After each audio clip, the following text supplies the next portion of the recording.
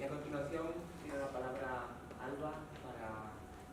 también estimado de unos 20-30 minutos hacer su exposición. Alba, muchas gracias. Bueno, en primer lugar, estoy muy contenta de estar aquí y muchísimas gracias a la profesora Alba Nogueira y a Andrea Beltrán por organizar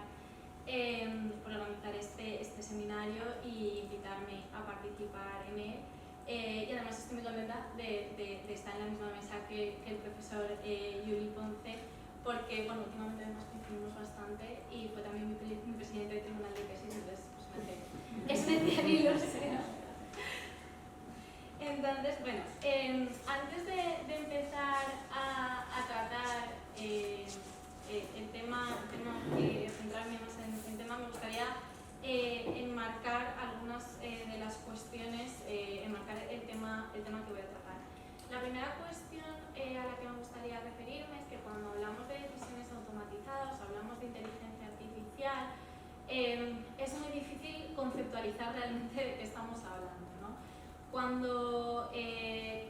hable de decisiones automatizadas y cuando me refiero a inteligencia artificial, voy a utilizar estos conceptos en un sentido bastante amplio. No solo voy a hablar de sistemas automatizados que tienen capacidad de autoaprendizaje, que sería en sentido estricto lo que se debería entender por inteligencia artificial, sino también de aquellos sistemas automatizados que se utilizan por las administraciones públicas y que no aprenden una vez son puestos en marcha, no se modifican de manera autónoma, sino que vienen con unas instrucciones predeterminadas. Creo que es importante que trabajemos los dos tipos de sistemas y no nos centremos únicamente en aquellos que sí que utilizan tecnologías muchísimo más avanzadas, porque en los últimos años que han aparecido muchos casos de sistemas automatizados que o producen situaciones específicas de discriminación o en general contribuyen a perpetuar estereotipos negativos de grupos desaventajados o perpetúan la desigualdad en general. Algunos de estos sistemas en realidad no son sistemas que utilicen inteligencia artificial. Por ejemplo, el sistema que se utilizaba en Austria y en Croacia también se ha utilizado, en Bélgica hasta hace poco, y todos han ido eliminando el uso de este sistema que predice la capacidad de las personas desempleadas de encontrar un nuevo empleo, y luego en función de la categoría a la que se asigna cada persona se decide el nivel de recursos que puede recibir cada persona desempleada. Estos sistemas restan puntos por el hecho de ser mujer y restan más puntos todavía si es mujer con menores a cargo. En el caso de los hombres, tener menores a cargo no resta puntos. En estos casos son sistemas que no aprenden. Una vez son puestos en marcha, no se retroalimentan de la información de las nuevas personas a las que van procesando, sino que las personas humanas que diseñaron el sistema introducen estas puntuaciones en un principio y el sistema funciona de esta forma. Por eso quiero dejar claro que cuando hable de inteligencia artificial voy a utilizar este concepto en un sentido bastante amplio. En segundo lugar, sí que es verdad que el título de la ponencia habla de sesgos de género y es verdad que en mi investigación sobre todo me he centrado en los sesgos de género porque bueno, al final es un poco lo que más conozco, pero a la hora de estudiar los sistemas automatizados, sobre todo en el ámbito de las administraciones públicas, es inevitable y es necesario adentrarse también en los efectos que el uso de estos sistemas tienen sobre otros grupos desaventajados, no solamente sobre las mujeres, especialmente los efectos que tienen sobre las personas pertenecientes a clases socioeconómicas más vulnerables. Y además, en relación con esto, también tenemos que tener en cuenta que la granularidad con la que estos sistemas son capaces de analizar a las personas pone de relieve la necesidad de introducir más todavía perspectivas interseccionales como categorías de análisis, como categoría, la perspectiva interseccional de la discriminación interseccional como categoría de análisis básica cuando hablamos de la relación entre el derecho a la igualdad y la automatización de personas. En cualquier caso, el objetivo de mi exposición en realidad, y pido perdón un poco por esto porque quizás me sitúo en un plan un poco teórico, es dar un paso atrás y abordar algunos de los problemas que tiene la forma en la que hemos construido el ordenamiento jurídico antidiscriminatorio. Porque si no resolvemos algunos de estos problemas de base, no vamos a ser capaces de establecer mecanismos que sean realmente efectivos a la hora de hacer frente a la discriminación algorítmica. Esta reflexión la deberíamos hacer no solamente en relación con el ordenamiento jurídico en materia de igualdad y no discriminación, sino también en aquellos otros ámbitos como la transparencia, el consumo, la publicidad, la protección de datos personales, aquellos ámbitos en los que las decisiones automatizadas tienen una especial incidencia, generan riesgos especialmente intensos, porque de lo contrario lo que estamos haciendo es creando normas nuevas que en realidad suponen son parches a los problemas que ya tenemos y que no acaban de solucionar los problemas de fondo. Y en este sentido creo que el creciente uso de sistemas automatizados de inteligencia artificial es una oportunidad para revisar todos estos problemas que tiene nuestro ordenamiento jurídico, especialmente en la protección de las personas más vulnerables. Finalmente, antes de empezar ya de verdad, con respecto al marco jurídico para la protección de la igualdad y la no discriminación, uno de los problemas o cuestiones principales que se ha señalado es que actúa fundamentalmente como solución ex post, ¿no? Lo aplicamos una vez y ha tenido lugar la acción discriminatoria. Pero cuando hablamos de sistemas de inteligencia artificial, no debemos de perder de vista, y esto es muy importante, el papel que tiene como mecanismo regulador ex ante, porque las personas que diseñan estos sistemas tienen que tener en cuenta la norma. Si quieren crear un sistema que no sea discriminatorio, tienen que tener en cuenta la norma jurídica a la hora de aplicar esta norma en la creación del sistema. Y aquí encontramos tensiones muy importantes que también comentaré entre la concreción algorítmica y la abstracción jurídica. Entonces, bueno, dicho esto, la primera cuestión, el punto de partida que quiero abordar es una idea que, sobre todo en un foro como este, parece muy evidente, pero que no lo es tanto en general y que perdemos muy de vista en algunas ocasiones, y es que cuando estudiamos cualquier aspecto de la realidad, de la forma en la que la regulamos, y sobre todo cuando analizamos, por ejemplo, la discriminación algorítmica, debemos tener siempre en mente que vivimos en sociedades desiguales y estructuralmente discriminatorias. El reconocimiento de la desigualdad estructural es sobre todo importante cuando hablamos de sistemas de inteligencia artificial, porque como hemos visto, como estamos viendo en los últimos años, estos lo que hacen es reproducir y perpetuar estas estructuras discriminatorias. Aunque esta idea, la idea de que vivimos en sociedades desiguales, puede parecer bastante evidente, precisamente porque estamos hablando de eso en este curso,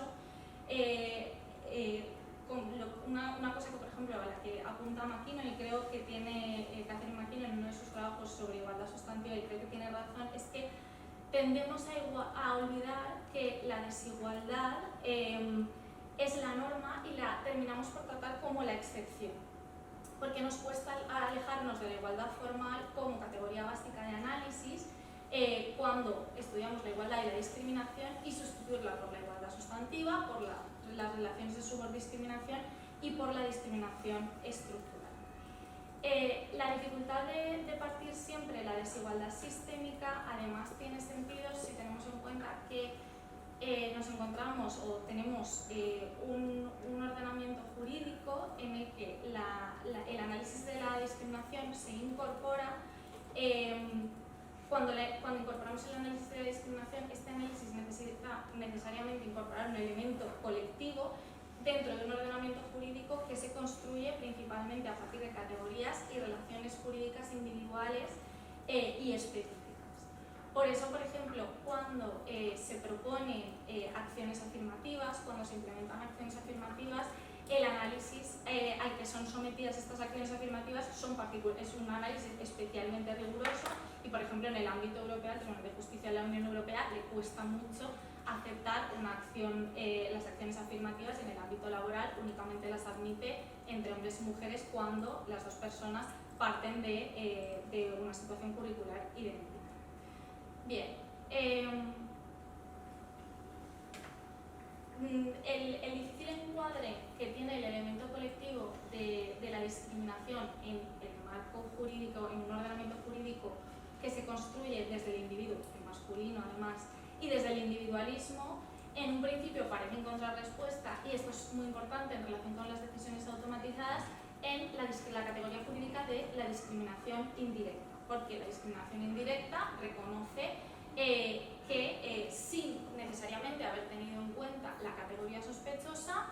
se puede generar un impacto diferenciado entre las personas pertenecientes a un grupo y a otro grupo dentro de una misma categoría sospechosa. La categoría jurídica de la discriminación indirecta, como ya he dicho, tiene especial relevancia en el ámbito de la discriminación algorítmica, porque muchas autoras y muchos autores en los últimos años que han estado tratando este tema defienden que, dada la opacidad de los sistemas algorítmicos,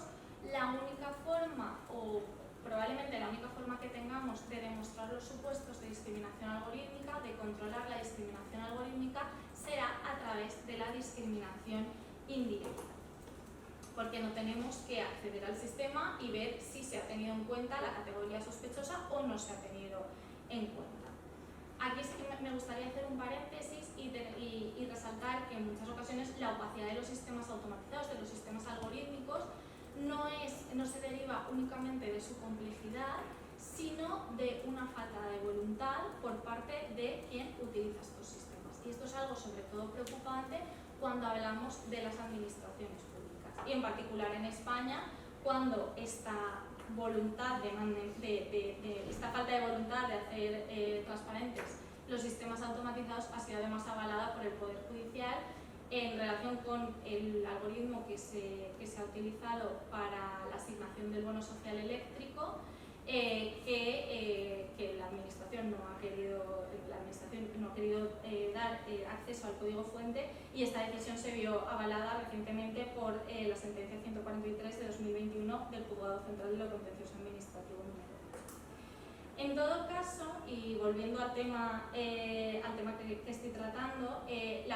lo que dicen muchos autores y muchas autoras es que la falta de transparencia en principio no es un problema si tenemos la discriminación indirecta como mecanismo para demostrar los supuestos de discriminación algorítmica, porque podemos ver el impacto y entonces no es demasiado problemático el hecho de que no podamos recurrir a la discriminación directa porque el sistema no sea transparente. Ahora bien, la discriminación indirecta adolece de una serie de problemas, entre otras cuestiones la dificultad, por ejemplo, de aportar el elemento de comparación, que no es algo en lo que me vaya a meter demasiado ahora, pero por ejemplo, cuando hablamos de sistemas automatizados especialmente complejos, que van evolucionando constantemente, será muy difícil aportar un elemento de comparación si no hay dos supuestos que han sido analizados dos casos que han sido analizados de la misma forma, porque el sistema siempre va evolucionando, ¿no? Los dos problemas en los que sí que me gustaría centrarme es en la abstracción jurídica que caracteriza sobre todo la justificación de la discriminación indirecta y también hasta cierto punto su identificación, y también el hecho de que en gran medida la discriminación indirecta al final se ha construido de manera desvinculada o desligada a la discriminación estructural, a la desigualdad sistémica. El problema de la justificación en la discriminación indirecta es que en cuanto a la discriminación directa la posibilidad de justificarla se encuentra muchísimo más limitada, porque se puede justificar únicamente en algunos supuestos muy concretos, tasados. En cambio, en el ámbito de la discriminación indirecta, cuando una práctica criterio de disposición neutra resulta un impacto más desventajoso para las personas pertenecientes a un grupo dentro de una categoría sospechosa que a otro grupo, esta puede ser justificada siempre que persiga una finalidad legítima y supere el triple test de proporcionalidad. En concreto, en relación con el test de proporcionalidad, creo que más allá de cómo debería desarrollarse en el ámbito de la discriminación algorítmica, que ya lo he tratado en alguna otra ocasión, me gustaría centrarme en el problema que el propio recurso al test de proporcionalidad supone. Porque la falta de predeterminación normativa de los supuestos de discriminación indirecta que pueden justificarse en realidad deriva en que una decisión política al final sea tomada en muchas ocasiones, una decisión que en principio en muchas ocasiones debería ser política, sea tomada por el Poder Judicial, y específicamente cuando hablamos del uso de sistemas automatizados, esto es un problema porque quien esté diseñando el sistema no sabe exactamente, no dispone de directrices suficientes para saber cómo se debe crear un algoritmo no discriminatorio, ¿de acuerdo? Porque no se dispone de unas directrices marcadas, claras, concretas, sobre qué sistemas que podrían generar discriminación indirecta pueden llegar a justificarse. Además, las tensiones que existen entre la abstracción jurídica y la concreción algorítmica también se dan en la propia definición de la discriminación, porque cuando hablamos del uso de sistemas automatizados, estos sistemas generalmente se utilizan para medir a grandes cantidades de personas, y aquí probablemente deberemos recurrir a la prueba estadística, es decir, qué porcentaje de personas del grupo desaventajado tienen que considerarse negativamente afectadas por el algoritmo para considerar que es indirectamente discriminatorio. Y aquí no tenemos una medida clara. Es verdad que el Tribunal de Justicia de la Unión Europea ha establecido algunos umbrales que son bastante elevados, que se sitúan en torno al 80% y que probablemente deberían bajarse, pero nuevamente volvemos a lo mismo. Probablemente esta debería ser una decisión que no debería estar siendo tomada o no debería tomarse por el Poder Judicial, sobre todo si tenemos en cuenta que estos sistemas cada vez se van a utilizar, cada vez se utilizan y cada vez se van a utilizar.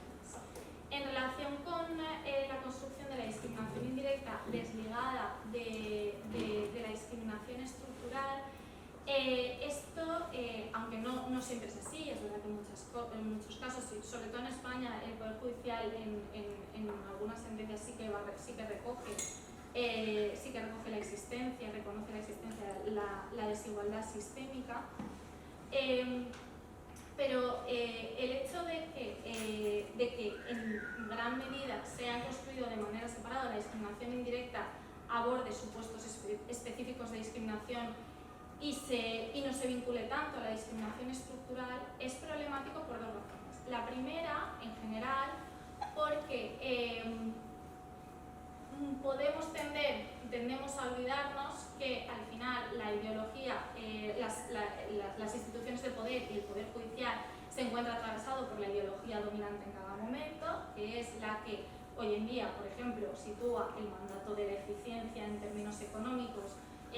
como mandato principal, y la que se articula sobre todo desde la libertad entendida desde la perspectiva del hombre blanco, cis heterosexual, de clase media alta, con plenas capacidades físicas, económicas, etc. Y esto hace que esta pretendida objetividad del Poder Judicial nos lleve a pensar que cuando se aplica, por ejemplo, el principio de proporcionalidad, esta aplicación deriva en que se tome una decisión plenamente racional, cuando en realidad estas decisiones al final se toman desde el sesgo que supone no reconocer la desigualdad sistémica. Por otra parte, y sobre todo en relación con la discriminación algorítmica, esto es importante porque, hilando un poco con lo que comentaba el profesor Yuli Ponce, entre las heurísticas que tenemos los seres humanos, una de las heurísticas que tenemos es la heurística tecnológica. Tendemos a confiar muchísimo en las máquinas. Entonces, esa pretendida objetividad de los sistemas automatizados va a hacer probablemente que la discriminación que estos generan se considere más justificada todavía, ¿no? que cualquier acción de discriminación indirecta tomada por seres, realizada por seres humanos. Además, tenemos que tener en cuenta que los sistemas algorítmicos pueden demostrar en muchas ocasiones que en realidad lo que hacen es medir la realidad con mucha precisión y por lo tanto dan todavía más esa apariencia de objetividad. Pero no solo no debemos olvidar que esa supuesta objetividad, que puede ser en ocasiones real, por ejemplo un sistema algorítmico que demuestra que ha medido con precisión que las personas no nacionales de un Estado defraudan más cuando son receptoras de ayudas sociales que las personas nacionales de un Estado. Tenemos que no olvidar que esto es el resultado de la construcción de la sociedad sobre una serie de estructuras de discriminación y además que la realidad social no se puede medir de manera objetiva y que siempre hay un elemento valorativo en la forma en la que se decide analizar y predecir. Es decir, cuando se construye el sistema algorítmico se decide qué variables se van a utilizar y esto inevitablemente va a contener algún tipo de sesgo. Bien, más allá del Poder Judicial, el mandato de la eficiencia también se encuentra en la base se ha convertido en un principio neutro, aparentemente neutro, en el mandato principal que subyace a la actividad de la mayor parte de instituciones públicas y privadas. Y en el ámbito de las instituciones públicas es problemático sobre todo cuando hablamos del uso de inteligencia artificial en la gestión de servicios públicos y de programas de ayudas públicas. En relación con los programas de ayudas públicas, incluso aunque estos no contengan sesgos y no generen resultados específicamente discriminatorios, si por ejemplo, como en el caso del bono social eléctrico, que lo que pasó es que muchas familias que tenían derecho a recibirlo por error les fue denegado el bono social, estas personas se encuentran en una posición de mayor vulnerabilidad y por tanto tienen muchos menos recursos, más cuando hablamos de interactuar con la máquina, tienen muchísimos menos recursos para defenderse. Y luego en segundo lugar, y esto es algo que me preocupa especialmente, es la tendencia que se está teniendo, que como ha comentado también el profesor Yuri Ponce, a utilizar la inteligencia artificial para detectar el fraude en la provisión de ayudas sociales. Esto, tenemos el conocido caso Siri, pero por ejemplo en España se está utilizando un sistema para detectar el fraude en las personas con incapacidades permanentes. Esto es especialmente problemático y es especialmente importante en este contexto el reconocimiento de la desigualdad sistémica, porque en muchos casos estos usos no generan supuestos específicos de discriminación, sino que lo que hacen es perpetuar los estereotipos negativos asociados a las personas en situaciones económicas más vulnerables y además, sobre todo, dificultar la defensa, dificultar la reacción que estas personas pueden tener a la hora de acceder a ayudas públicas. Además, esto también es problemático cuando tenemos en cuenta que no solo hablamos de personas en situaciones económicas vulnerables, sino que la pobreza está feminizada, está racializada y en general afecta de manera mucho más intensa a las personas pertenecientes a colectivos, a grupos desaventajados. Y en este sentido, por ejemplo, en el Reino Unido, en muchas entidades locales ya desde muchos años, se utilizan sistemas automatizados para detectar errores, en realidad es detección del fraude, en la asignación de ayudas públicas. Pues, por ejemplo, se ha detectado que la mayor parte de personas que son señaladas, que son red flags, son mujeres. De hecho, en una entidad local en concreto sí que es verdad que la muestra era pequeñita, pero todas las personas que habían sido señaladas eran mujeres. En este caso sí que podríamos llegar a hablar de supuestos específicos de discriminación, pero en muchos otros, cuando se utilizan sistemas automatizados en estos contextos, no disponemos ni del mecanismo de discriminación directa ni de la discriminación indirecta, sino que lo que deben hacer las administraciones públicas en todo caso es, en el paso previo, en el momento de adoptar la decisión, ser conscientes, adoptar esta perspectiva de la discriminación sistémica para ser conscientes de los riesgos que generan los sistemas automatizados. Bien, por último, bueno, en primer lugar, creo que el papel de las administraciones públicas es enormemente importante. Creo que a la hora de tomar estas decisiones, sobre todo la forma en la que se utilizan los sistemas automatizados, se debe partir precisamente de la situación de desigualdad que se vive. Se debe tener en cuenta que lo que se está haciendo es dificultar y perpetuar la desigualdad cuando lo que se hace es priorizar la eficiencia, además definida como se define, sobre otros principios y valores. Y luego, concretando ya un poco más, creo que es muy importante que establezcamos mecanismos efectivos ex ante de control, y en este sentido, por eso es muy importante que las normas en materia de discriminación, en materia de igualdad, sean más concretas. Creo que sí que es verdad que es imposible que la abstracción que caracteriza las normas jurídicas creo que no es posible concretar tanto las normas jurídicas como para traducirlas en código informático, pero creo que una mayor concreción sí que es posible y creo que, de hecho, ha habido una irresponsabilidad a la hora de regular la discriminación, sobre todo la discriminación indirecta, pasando unas decisiones que debían tomarse a nivel político al ámbito judicial. Y en este sentido también me gustaría referirme a la propuesta de reglamento de inteligencia artificial, porque creo que a pesar de que adolece de muchas deficiencias, por ejemplo, el artículo 10 sí que nos ofrece algunas posibilidades de mayor concreción. El artículo 10 establece unas normas para la gobernanza de los datos, relativas a la forma en la que deben de tratarse los datos utilizados en los sistemas de inteligencia artificial. Entonces se refiere a la necesidad de hacer un examen de sesgos, a controlar la operación de etiquetado, es decir, los ejemplos que se utilizan, cómo se etiquetan, que son aquellas fases en las que se generan mayores riesgos para el derecho a la igualdad. Es verdad que esta norma se sigue caracterizando por contener unos mandatos bastante abstractos, pero creo que es muy importante que se valore positivamente el esfuerzo que se está haciendo para identificar aquellas fases en el proceso de creación de los sistemas algorítmicos en los que se generan más riesgos, sobre todo cuando hablamos de que las personas que están creando los sistemas automatizados en muchas ocasiones ni siquiera son conscientes de los riesgos que generan para los derechos a la igualdad y a la no discriminación. Entonces, si por lo menos tienen una directriz de decir, en este momento tienes que vigilar que no hay ningún sesgo, creo que esto puede ayudar a concretar y a facilitar la creación de algoritmos no discriminatorios. Y por último, también es importante el establecimiento de mecanismos de control.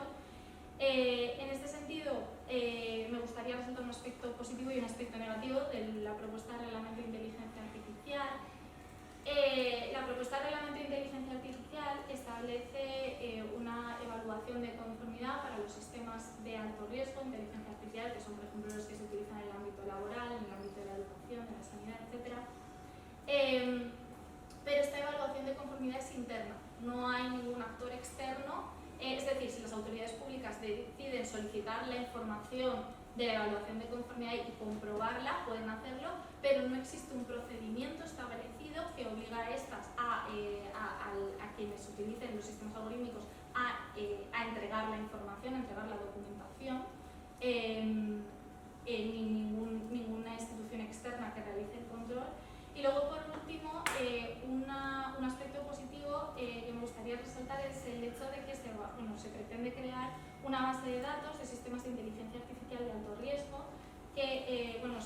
un registro de algoritmos, básicamente, que es algo que ya se ha hecho, por ejemplo, en las ciudades de Ámsterdam, en Helsinki. Nuestro grupo de investigación con la Generalitat Valenciana pretendemos crear algo similar también, si se puede, en el ámbito de la Generalitat. Y creo que estas iniciativas son enormemente importantes para saber cuándo, dónde se utilizan estos sistemas y detectar los posibles casos de discriminación y los posibles riesgos que pueden generar. Muchas gracias.